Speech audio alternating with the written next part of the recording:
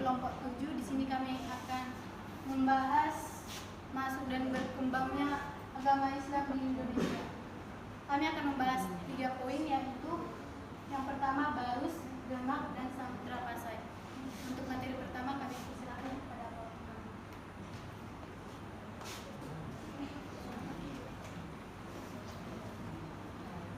Baik, terima kasih untuk moderator. Saya Belali ya.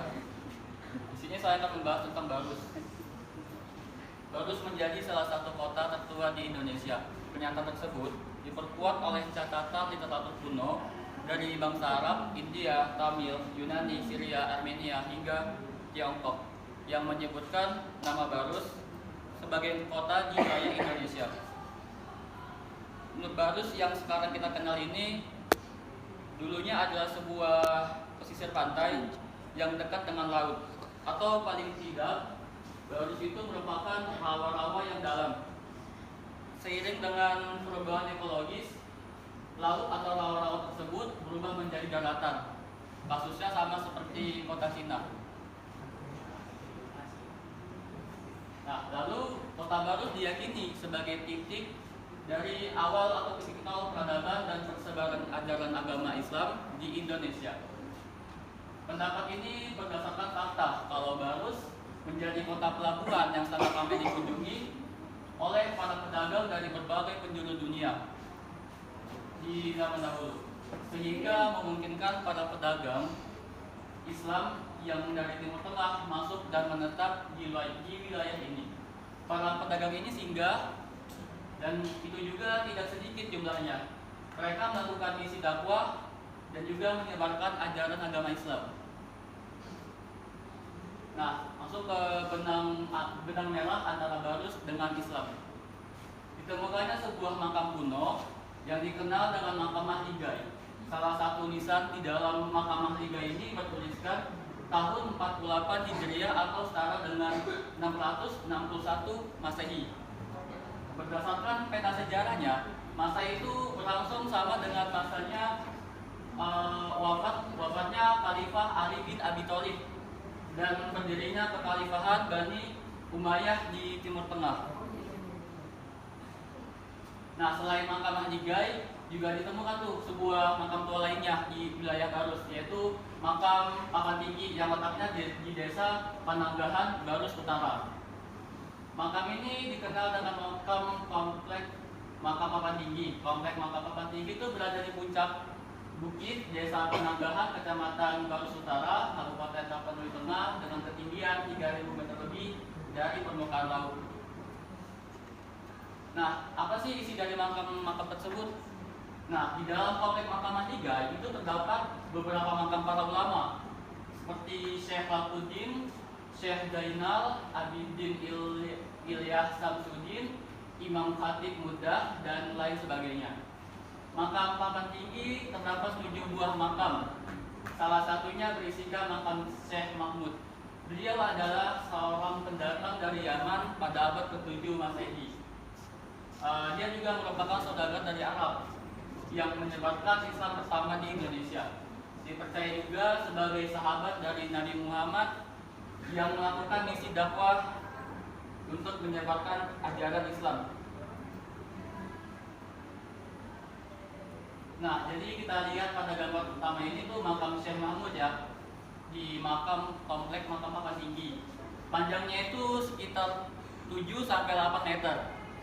Nah, kenapa bisa panjang? Alasannya bukan karena tubuh orang yang dimakamkan itu panjang ya, bukan. Karena ini adalah bentuk penghormatan kepada orang yang dimakamkan, karena Syekh Mahmud merupakan salah satu ulama besar pada masa itu. Dan fakta uniknya, makam Syekh Mahmud ini, makam Papan Tinggi itu berada di atas bukit. Untuk menjalani itu kita harus menaiki ribuan tangga. Dan mitos yang beredar, setiap orang yang menaiki tangga tersebut itu jumlahnya pasti berbeda jika menghitung dari dasar sampai ke atas. Setiap orang pasti berbeda-beda jumlahnya tangganya. Nah, di makam kedua itu makam Mahligai. Untuk makam Mahligai sendiri itu tentu lebih sederhana ya, karena cuma papan nisan doang di situ. Isinya itu para ulama dan juga murid-murid dari ulama tersebut. Baik, untuk materi selanjutnya itu akan dibawakan oleh teman saya. Terima kasih.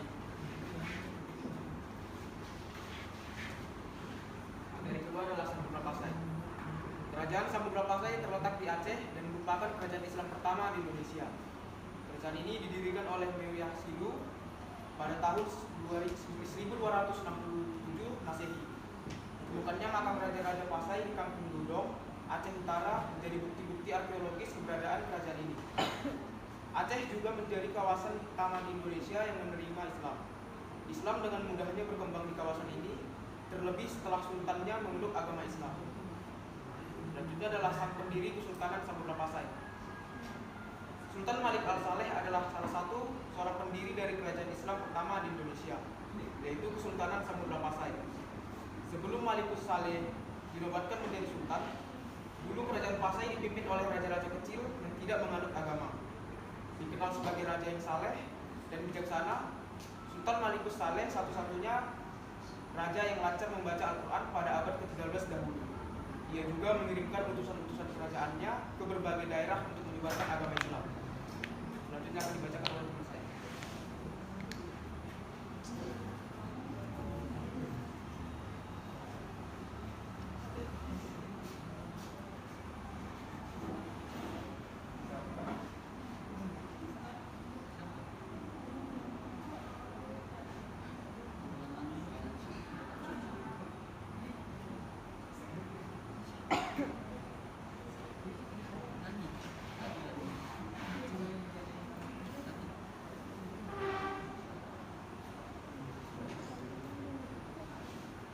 Baik, saya akan menjelaskan tentang hubungan Pasai dengan dunia luar.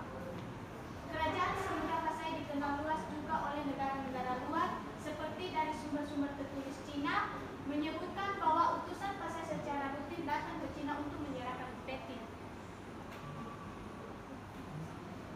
Ibnu Battuta yang merupakan seorang pengembara Muslim dari Maghribi sempat mengunjungi Pasai tahun 1346 Masehi.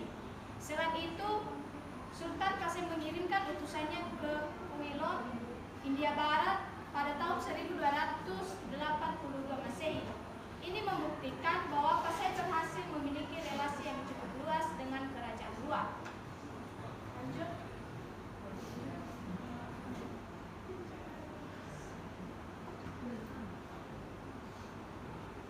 Tentang sultan-sultan kerajaan Samudra Pasai.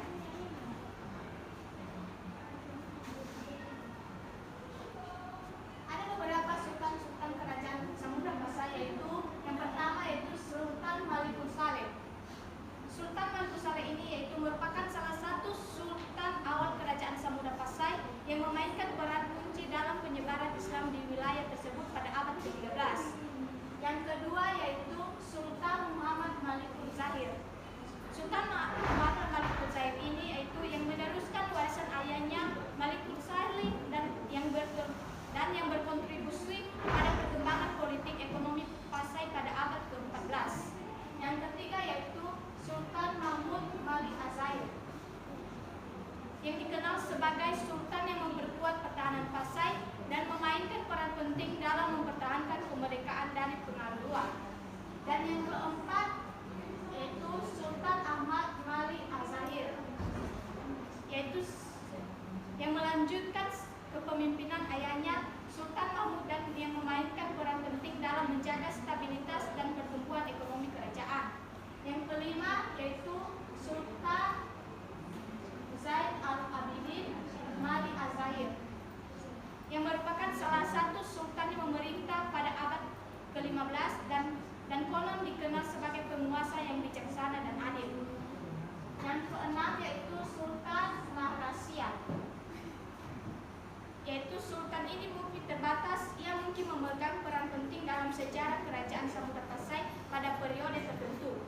Yang ketujuh yaitu Sultan Al-Ain, yaitu merupakan salah satu sultan yang memimpin Pasai pada abad ke-16, tetapi detail lebih lanjut tentang kontribusinya mungkin sulit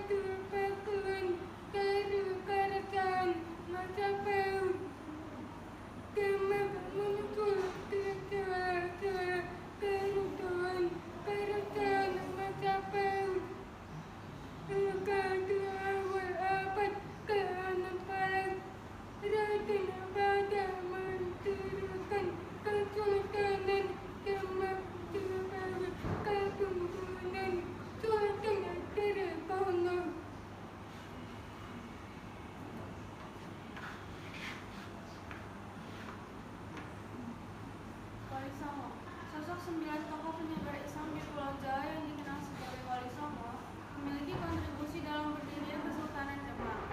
Sunan Ampel yang menjadi guru sekaligus mertua dari Raden Patah, sang pendiri Kesultanan Demak. Sunan Ampel juga selalu memberikan dukungan terhadap Raden Patah ketika sedang menghadapi serangan dari kerajaan Majapahit yang saat itu masih ingin mempertahankan kekuasaannya. Masa keemasan Kesultanan Demak. Masa keemasan Sultan Demak terjadi pada masa pemerintahan Sultan Trenggono 1521 sampai 1546. Putra mahkota dari Raden Patah. Di bawah kepemimpinannya, Demak berhasil memperluas wilayah kekuasaannya hingga ke daerah Jawa Timur dan Jawa Barat. Ia juga berperang dengan Malaka yang masa itu diduduki oleh Portugis. Panglima perang yang terkenal dari Demak adalah Fathahillah, yang berhasil merebut Sunda Kelapa dari penjajah Portugis yang terjadi di tahun 1527 Masehi dan merubah namanya menjadi Jayakarta. Selanjutnya akan dilanjutkan dengan teman saya.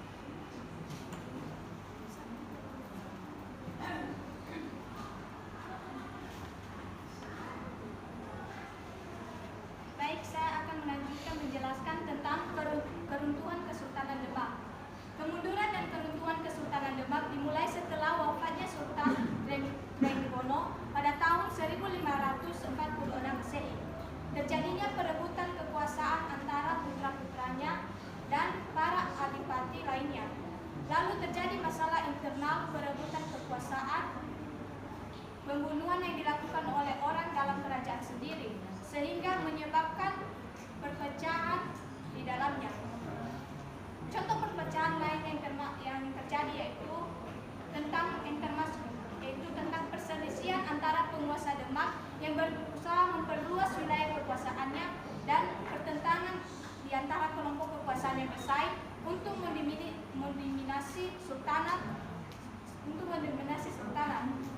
Kemunduran kesultanan ini akhirnya terjadi ketika Demak tidak mampu mengatasi tekanan internal dan eksternal, sehingga terpecah menjadi beberapa kekuatan kecil yang kemudian membentuk kesultanan-kesultanan baru di Jawa seperti Mataram dan Banten. Baik, saya akan kembalikan kepada moderator. Oke kawan-kawan, tadi sudah dijelaskan oleh kawan-kawan saya.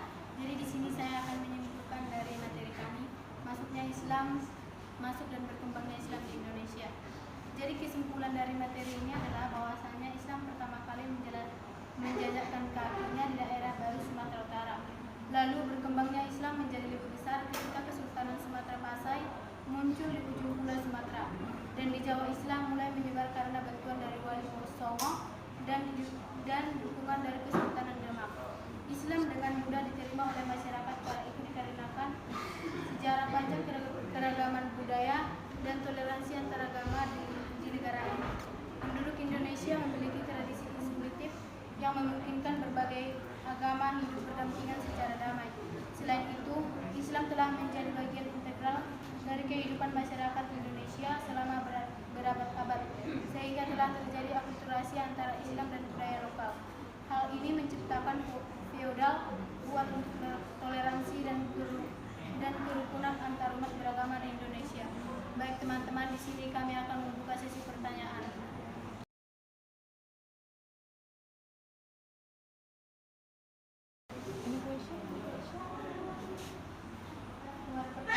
Kepada kawan kami.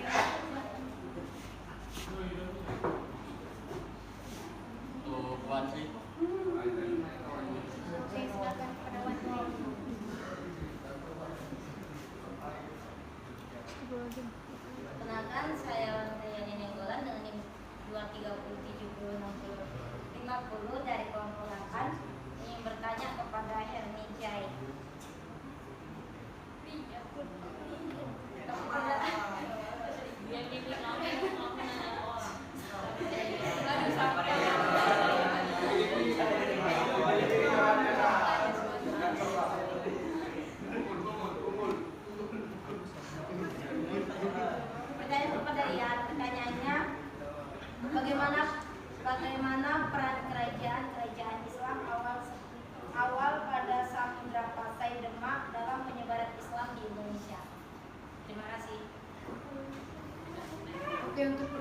kedua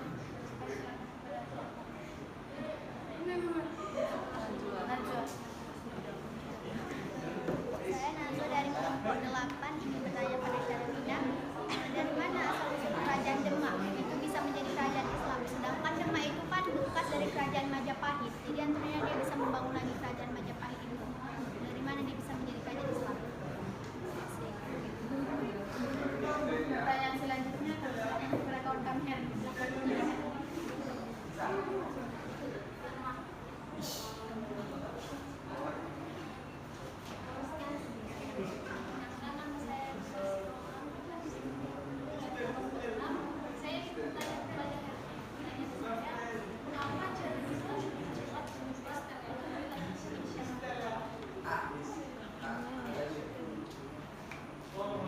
pertanyaan selanjutnya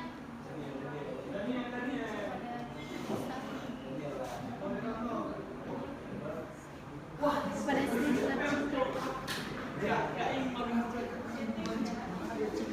Terima kasih moderator. Perkenalkan saya Sri Magdalena dengan NIM 23070634 ingin bertanya kepada Anissa. Apa hubungan kerajaan Demak dengan kepemimpinan Wali Songo?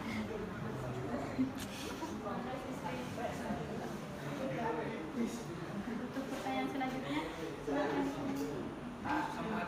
Samuel.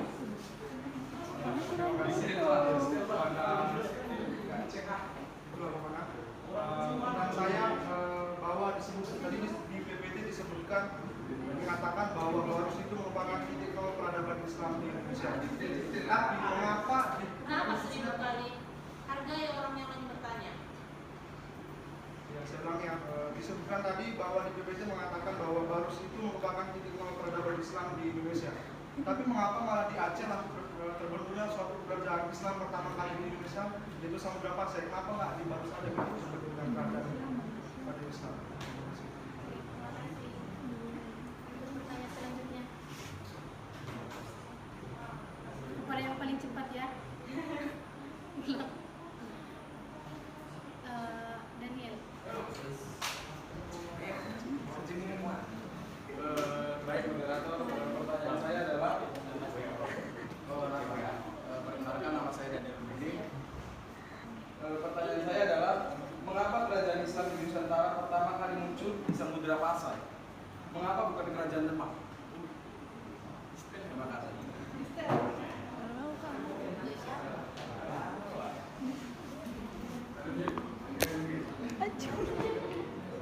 Oke kawan-kawan, izinkan kami untuk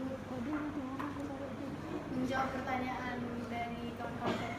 Kami serahkan kepada kelompok 8. Udah. Terima kasih buat kawan-kawan. Di sini kami akan menjawab pertanyaan dari kawan-kawan. Pertanyaan pertama. Terima kasih untuk moderator. Mohon perhatiannya, Badri. Pertanyaan kamu, apa peran penting kerajaan Islam dalam penyebaran agama Islam? Nah, jadi kerajaan Islam seperti Samudra Pasai dan juga Demak tentu saja memiliki peran penting dalam penyebaran agama Islam. Itu dikarenakan aktivitas dakwah dan juga pembentukan pesantren-pesantren di bawah kepemimpinan kerajaan lebih terarah. Dan juga ketika seorang raja itu memeluk agama Islam, tentu saja pasti rakyatnya akan mengikuti jejak sang raja. Jadi begitu peran kerajaan Islam dalam penyebaran agama Islam di Indonesia. Apa jawabannya dirasa cukup? Oke, terima kasih.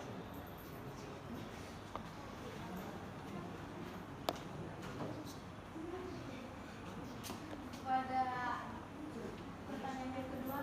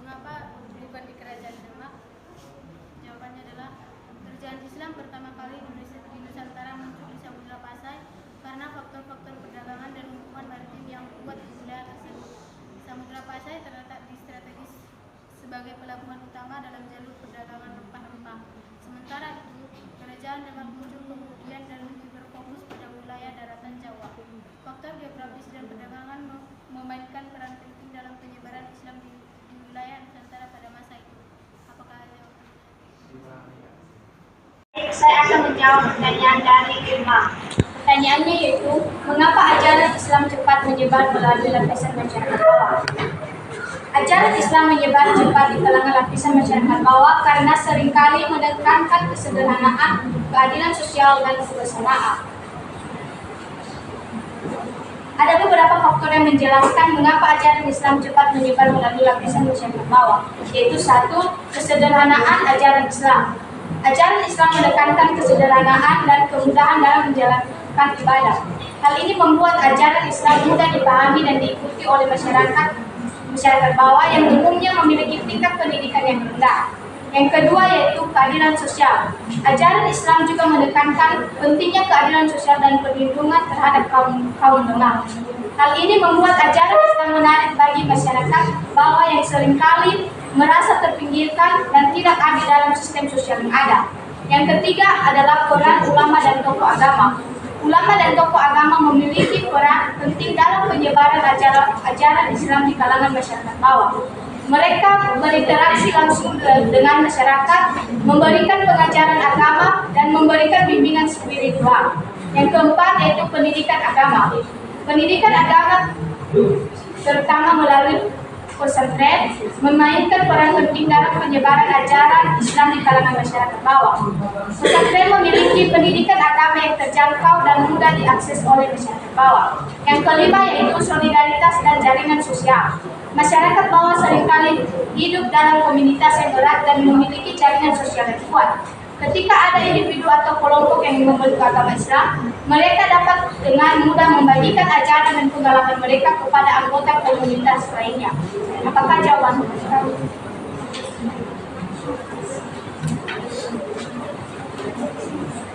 Saya akan menjawab pertanyaan dari Sri. Pertanyaannya, apa hubungan kerajaan Demak dengan kepemimpinan Wali Songo? Pada awalnya, Kesultanan Demak berusaha membangun legitimasi pemerintahannya, terutama untuk mengantisipasi tumbuhnya kekuatan-kekuatan di pendalaman dan wilayah-wilayah tetangga yang tidak secara tulus mengakui kekuasaan Demak. Oleh karena itu, Kesultanan Demak merangkul Wali Songo dalam hubungan yang saling mendukung. Kesultanan Demak mendapatkan legitimasi sebagai kesultanan yang sah yang merupakan penerus Majapahit. Sementara Wali Songo mendapat dukungan dari penguasa Demak dalam menyebarkan agama Islam di tanah Jawa. Terima kasih. Baik, saya akan menjawab pertanyaan dari Samuel. Pertanyaan tadi disebutkan di PPT mengatakan bahwa Barus merupakan titik nol peradaban Indonesia. Tapi mengapa malah di Aceh yang menjadi terbentuknya suatu kerajaan Islam di Indonesia? Kenapa tidak di Barus tadi? Pernyataan bahwa Barus sebagai titik nol peradaban Islam di Indonesia dapat menjadi perspektif yang masih diperdebatkan dan tergantung pada definisi titik nol serta kriteria yang digunakan untuk menilai peradaban Islam.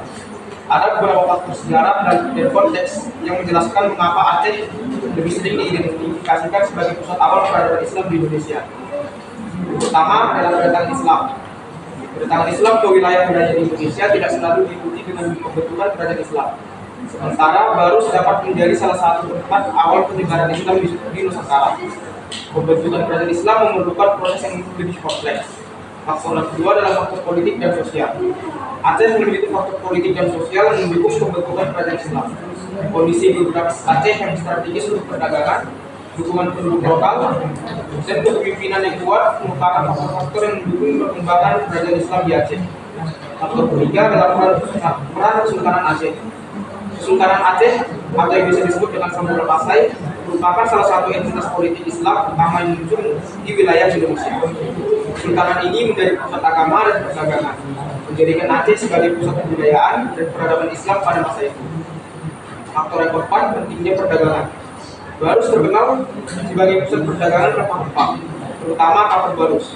Meskipun Islam dapat dibawa oleh pedagang Muslim ke wilayah ini, faktor perdagangan tidak selalu berarti pembentukan kerajaan Islam yang kuat di wilayah tersebut.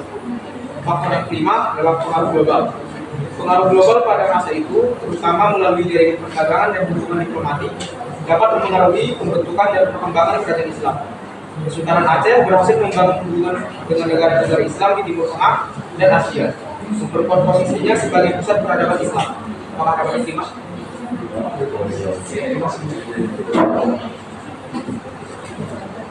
Di sini saya akan memperjelas jawaban dari Serafina Nurullah. Pertanyaannya adalah dari mana asal usul kerajaan Demak bisa menjadi kerajaan Islam, sedangkan dia berkas dari kerajaan Majapahit. Jawabannya adalah kerajaan Demak berkembang sebagai kerajaan Islam setelah memperoleh dukungan dari ulama dan masyarakat yang menganut agama Islam. Pada awalnya Demak merupakan bagian dari wilayah Majapahit, tetapi dengan berkembangnya Islam di Pulau Jawa, terutama melalui peran utama seperti Sunan Kalijaga, Sunan Glasik, dan Sunan Ampel, Demak menjadi pusat kekuatan Islam. Para wali songo yang berperan penting dalam menyebarkan agama Islam dan mendukung pembentukan kerajaan Islam di Jawa.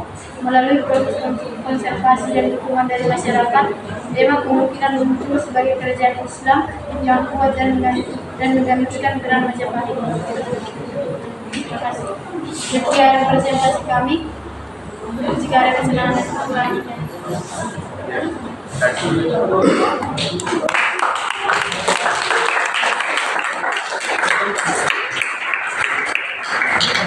yang bertepuk tangan lagi untuk kelompok bersama kelompok.